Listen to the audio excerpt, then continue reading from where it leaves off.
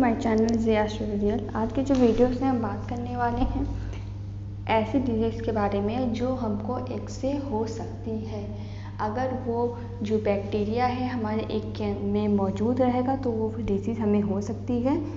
तो इस वीडियो में मैं आपको यही बताने जाऊँगी कि वो जो डिजीज़ है क्या उसका प्रिवेंशंस है या फिर क्या उसके सिम्टम्स वगैरह, या वो कितना डिजीज़ हमारे लिए वो जो एग से हो सकती है वो डिजीज़ कितनी खतरनाक हो सकती है। तो इस वीडियो में हम इस बात को जानेंगे।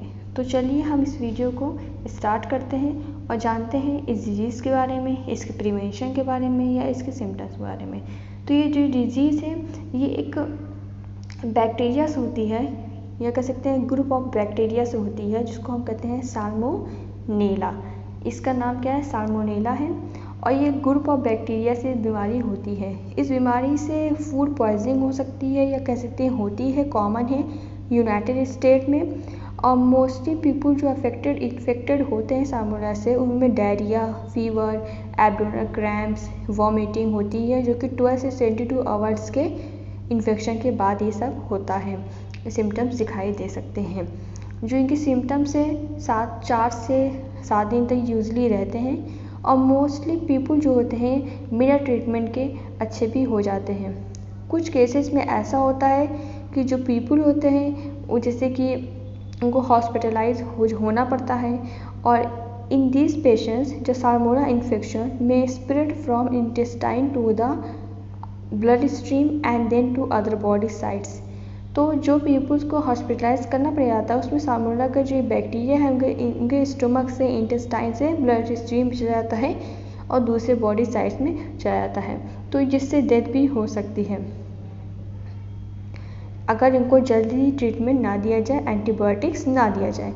तो कुछ पीपल है, certain people are at greater risk for several illness and include children, older adults, pregnant women. जो प्रेग्नेंट वुमेन है या बच्चे हैं या फिर जो बूढ़े लोग हैं उनके लिए ये बीमारी ज़्यादा खतरनाक हो सकती है।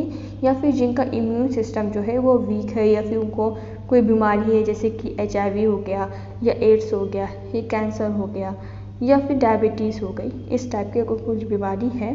तो अब हम ये जानेंगे कि ये जो साल्मोनेला है ये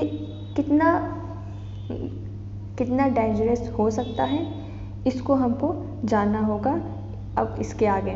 तो इसके जैसे कि जो साल्मोनेला है इसके क्या सिम्टम्स हैं, या फिर ये कितना खतरनाक हो सकता है, तो हम जानेंगे। या फिर ये जो साल्मोनेला है ये एग के अंदर आया कैसे। तो देखिए एग के अंदर साल्मोनेला का ये बैक्टीरिया आया कैसे, या तो ये जो कंटामिनेटेड इन्वायरमेंट होता है उसके ज़रिए से साल्मोनेला का ये बैक्टीरिया आ सकता है एग के अंदर, या फिर हेन के ज़रिए से भी एग के अंदर आ सकता है।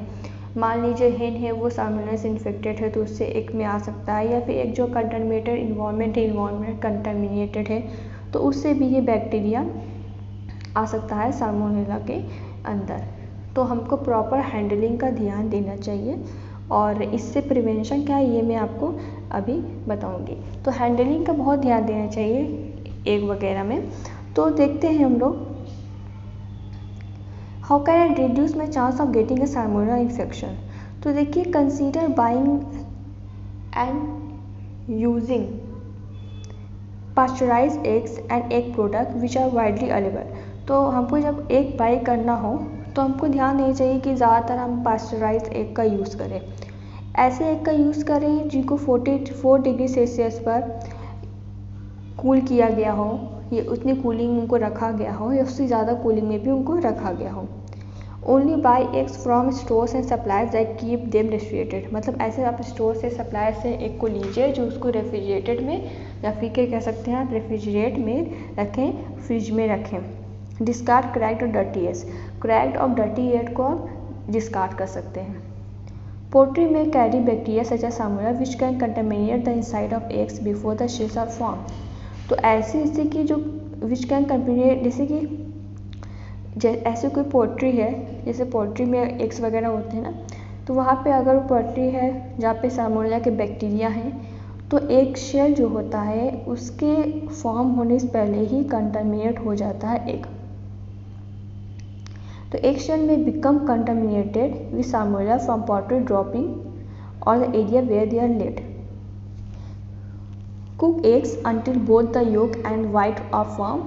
Egg dishes should be cooked to an internal temperature of 71 degree Celsius और हॉट। मतलब कि अगर एग आप खा रहे हैं तो उसको अच्छे से आप पका के खाइए। ध्यान दीजिए कि 71 डिग्री सेल्सियस से उसे हॉट टेम्परेचर पर उसको पकाएं आप। मेरा ये कहना नहीं है कि सारे एग्स में साल्मोनेला के बैक्टीरिया पाए जा सकते हैं, कुछ एग में हो भी सकते हैं जिनको प्रॉपर हैंडलिंग अच्छे से हैंडल नहीं किया जाता, जिन एग्स को उनमें साल्मोनेला के बैक्टीरिया हो सकते हैं। तो यही आपको ध्यान देना है कि एग जो यूज़ करिए आप वो रेफ्रिजरेटेड हो या फिर एग को अच्छे से पका के आप यूज़ करिए।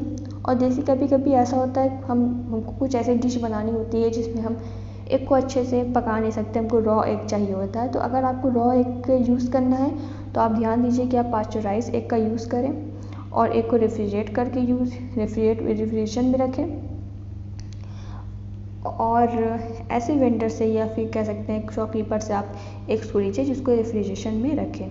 तो illness from salmonella can be serious and is more dangerous for certain people.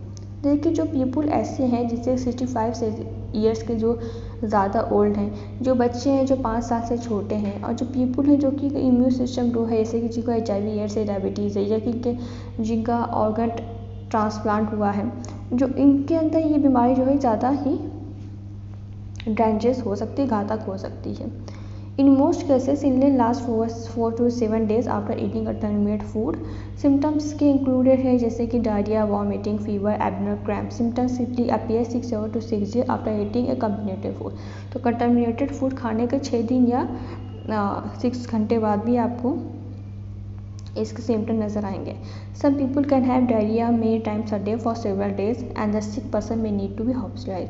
तो कुछ पीपल में डायरिया हो सकता है एक दिन में कई बार, मेनी टाइम्स हो जाए डायरिया उनको, तो या फिर कई दिन तक हो जाए उनको डायरिया। तो ये कहने का मतलब ये है कि कुछ पीपल ऐसे हैं जिनको हॉस्पिटलाइज नहीं किया जाता, ट्रीटमेंट के बिना ही वो ठीक हो जाते हैं। लेकिन कुछ पीपल ऐसे हैं जिनको ट्रीटमेंट की ज़रूरत पड़ जाती है, जिनका इम्यून सिस्टम लो होता है। तो आपको क्या करना है, आपको ये ध्यान देना है कि आपको एग लाइए मार्केट से, तो उसको चेक करिए आप रेफ्रिजरेटेड एग है कि नहीं, या उसको अच्छे से कुकर पकाइए। कुक नहीं करना है उसको अच्छे से, हाफ कुक करके खाना है तो उसको आप पास्चराइज एग लीजिए और एक चेक करिए आप एक एक्सपायर है कि नहीं है। अगर कभी भी ऐसा भी होता है कि एक एक्सपायरेशन के बाद भी सही होता है तो उसको आप एग की फ्रेशनेस को चेक करिए, एग आपको ओल्ड हो गया है कि गुड है कि अच्छा है कि ख़राब है, फ्रेश है या ओल्ड है, ये आप ध्यान दे सकते हैं।